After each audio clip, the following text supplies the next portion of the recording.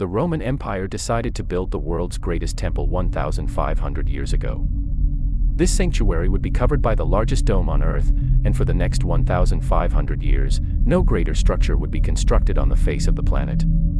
Hagia Sophia would become a sacred monument that bore witness to the greatest invasions in history, the division of Christianity, and the closing of an era. How was Hagia Sophia built, the world's most mysterious sanctuary, holding within it 1,500 years of secrets stretching from the capital of the Roman Empire, Constantinople, to the present day? Located in today's Istanbul, Turkey, once the ancient capital of Constantinople, we uncover the mysterious secrets of Hagia Sophia, which stood as the world's greatest sanctuary for nearly 1,000 years. How did Hagia Sophia, built by Emperor Justinian I, manage to remain standing without collapsing through numerous earthquakes with magnitudes exceeding 8? Some attribute this sanctuary's survival for 1,500 years to a talisman created by the monk Markitos. Was it the talisman created by the monk Markitos, or science, that kept Hagia Sophia standing? Hagia Sophia is a mystical and enigmatic sanctuary built on a rectangular main structure measuring 96 by 66 meters. Its vast interior spans approximately 17,500 square meters, large enough to contain a passenger aircraft. The monumental dome, with a diameter of 31.5 meters, rises 56 meters above the ground. The structure consists of 2 levels, making it taller than a modern 19-story building. This sacred ancient monument is supported by 4 primary load-bearing piers, each 24 meters high, along with a total of 107 columns. Despite its colossal dimensions, Hagia Sophia has remained standing for 1,500 years, as if unchanged since the day it was first built. The mystery of Hagia Sophia begins with the fact that it was completed in just 5 years in 532, an astonishing achievement considering the conditions of the time. In 331, the first Christian emperor, Flavius Valerius Constantinus, ordered the destruction of the Temple of Artemis in the capital city of Constantinople and commissioned the construction of the first Hagia Sophia church, a project that took 360 years to complete. However, a great fire broke out, and the first Hagia Sophia church was completely destroyed. In the following years, Theodosius ascended the throne and, in 415, commissioned the construction of the second Hagia Sophia church on the site of the first. In 527, Justinian I ascended the Byzantine throne, the eastern branch of the Roman Empire. Justinian I was an ambitious emperor who sought to rival prophets and saints and place himself among their ranks. However, in January 532, he experienced the longest night of his reign, finding himself caught amid a series of political conflicts and crises. Everything began during the Byzantine period at the Hippodrome, the venue for chariot races, larger than the Colosseum, located at the heart of Constantinople. In this arena, the populace supported teams that represented different social classes. However, in 532, these factions united around a common grievance: the heavy taxes imposed on the people and the demand for a new emperor to take the throne. In January 532, clashes erupted, and before long the crowd swelled to tens of thousands. Thousands of people flooded into the Hippodrome. At that very moment, troops under the command of Emperor Justinian I's general, Flavius Belisarius, entered the arena. Approximately 30,000 people were killed in the Hippodrome, bringing the Nika Revolt to a brutal end. During the Nika Revolt, the second Hagia Sophia, commissioned by Theodosius, was completely destroyed and reduced to ashes.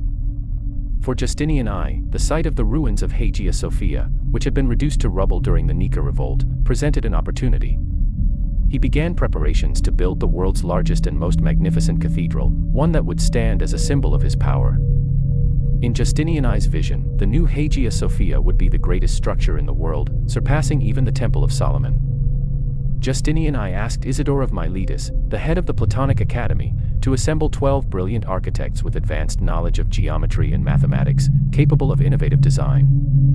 Isidore of Miletus and the geometer Anthemius of Tralles, who were appointed to oversee the construction of Hagia Sophia, devised a revolutionary new design.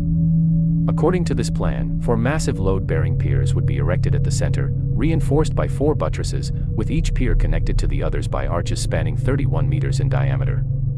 These arches would be supported by semi-domes, effectively doubling the interior space of the structure.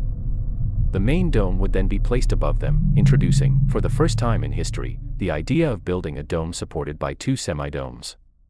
This innovation would give Hagia Sophia the monumental scale Emperor Justinian I desired. This design would ensure that the new Hagia Sophia would stand forever.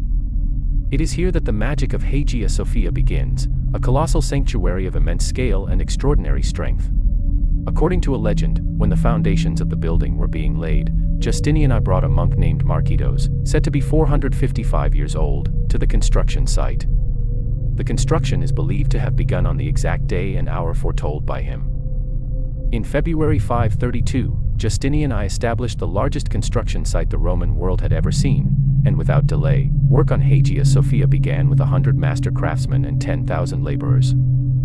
For the construction of Hagia Sophia, thousands of tons of building materials had to be procured in a very short time. During the reign of Justinian I, the stone used in the structure was specially produced for Hagia Sophia and transported from quarries across the empire.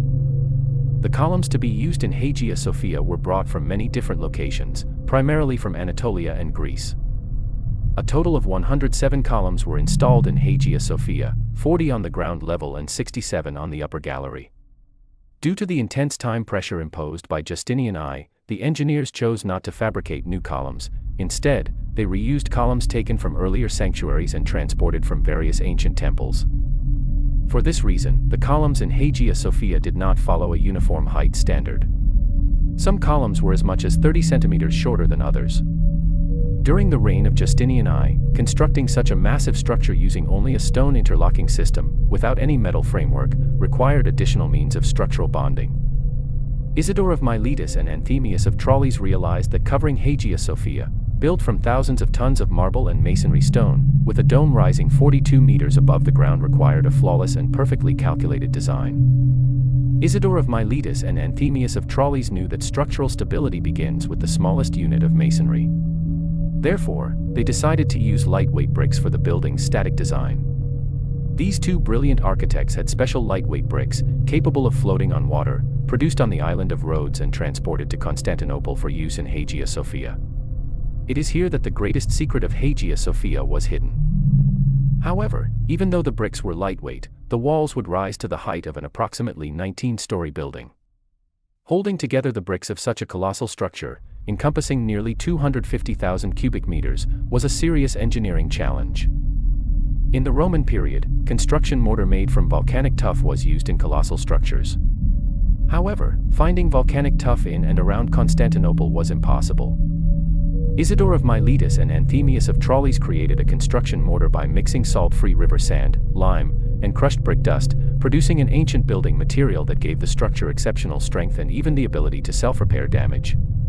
In other words, the secret behind Hagia Sophia standing for 1,500 years lay here. It was not a talisman, but science. It was not the talisman attributed to the monk Markitos that kept Hagia Sophia standing, it was science. This was only the beginning of its hidden secrets. As the construction of Hagia Sophia entered its fourth year, the plans began to go awry. Justinian I grew impatient and demanded that the building be completed as soon as possible. As the promised deadline for completion rapidly approached, Isidore of Miletus and Anthemius of Tralles made technical mistakes during construction. In some parts of Hagia Sophia, marble cladding was installed before the construction mortar had fully cured, causing the joints to shift and slide. In order to complete Hagia Sophia as quickly as possible, Isidore of Miletus and Anthemius of Tralles first finished the semidomes built around the arches resting on the four main piers. However, Isidore of Miletus and Anthemius of Tralles realized that the dome's 2,000-ton weight could not be supported solely by the narrow contact surfaces of the arches. They decided to attempt something unprecedented. The gaps between the four main arches on which the dome rested were filled with triangular structures, allowing the load of the dome to be transferred down onto the four main supporting piers. However, Isidore of Miletus and Anthemius of Tralles overlooked certain issues in the static design of Hagia Sophia's construction. The interiors of the main buttresses were hollowed out, which led to a series of structural problems. Most significantly, the walls of Hagia Sophia began to spread outward laterally, causing some columns to shift from their bases and axes. However, in their pursuit of monumental scale, Isidore of Miletus and Anthemius of Tralles paid a heavy price for compromising structural integrity. Once the dome was completed, the columns were unable to bear its immense weight. Corridor floors warped, and columns slipped from their bases.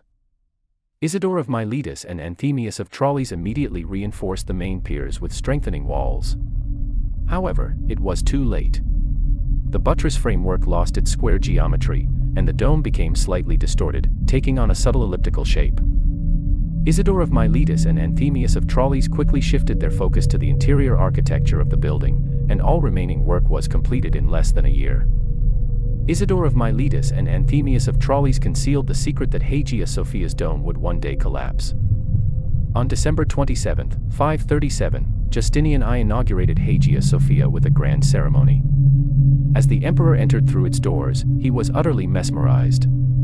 On that very day, Justinian I bestowed upon the sanctuary the name Hagia Sophia, meaning holy wisdom. There now stood a Hagia Sophia greater than the Temple of Solomon. Justinian I declared, "Solomon, I have surpassed you."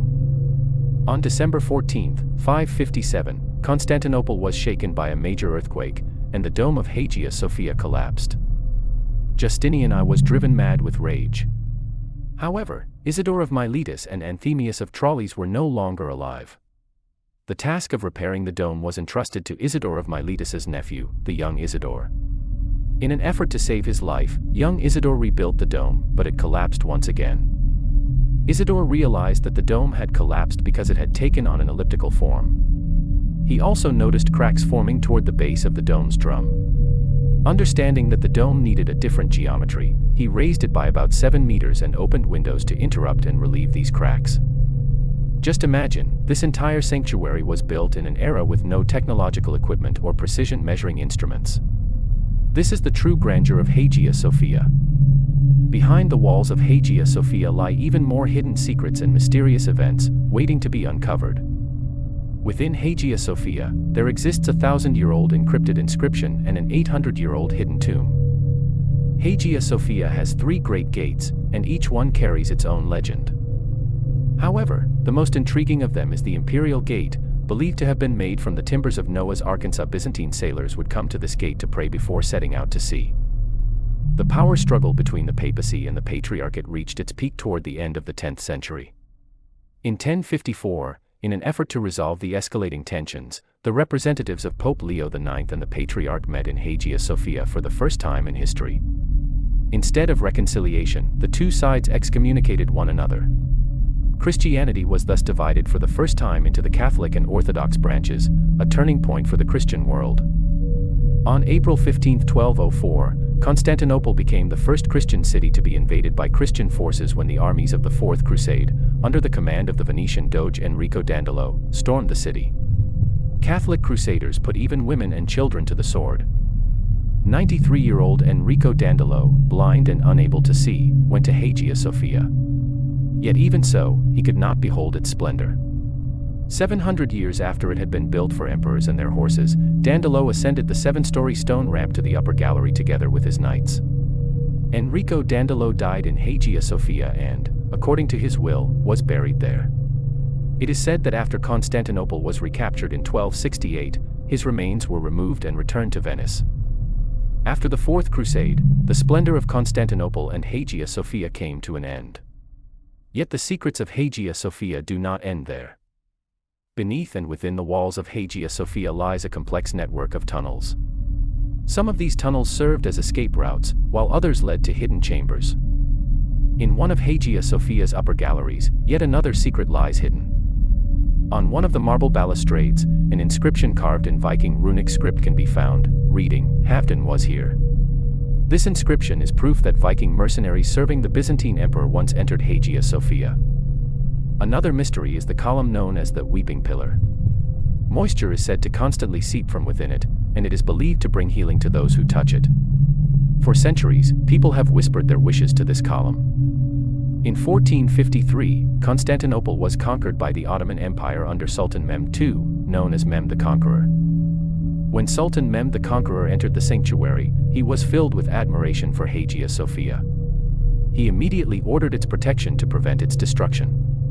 The mosaics were covered but not destroyed, allowing the unique masterpieces of Byzantine art to survive to the present day. Approximately 916 years after Emperor Justinian I inaugurated Hagia Sophia, it was converted into a mosque by the Ottoman Sultan Mehmed the Conqueror. Verses from the Surah of Light, and Nur, in the Holy Quran were inscribed on its dome, and a mihrab along with a wooden minaret was added. During the Ottoman Empire in the 16th century, the great architect Mimar Sinan reinforced Hagia Sophia with 8 massive buttresses and restored a more circular form to the dome. Strengthened in this way, Hagia Sophia has remained standing for 1,500 years. After Hagia Sophia was converted into a mosque, minarets were added, and madrasas and soup kitchens, imarets, were constructed. When Hagia Sophia was first built, its western facade had a much simpler appearance, featuring windows rather than buttresses. On the southern facade, there was a large hall and a clock tower that have not survived to the present day. The structure was not surrounded by the massive fortification walls seen today, and its dome looked very different from its modern form. The Hagia Sophia commissioned by Justinian I has remained standing for 1,500 years without collapsing, surviving intact to the present day. Even today, Hagia Sophia remains one of the most important structures in history, still harboring countless secrets within its walls. Don't forget to subscribe to the channel, like and share the video, and turn on notifications so you don't miss new and hidden secrets.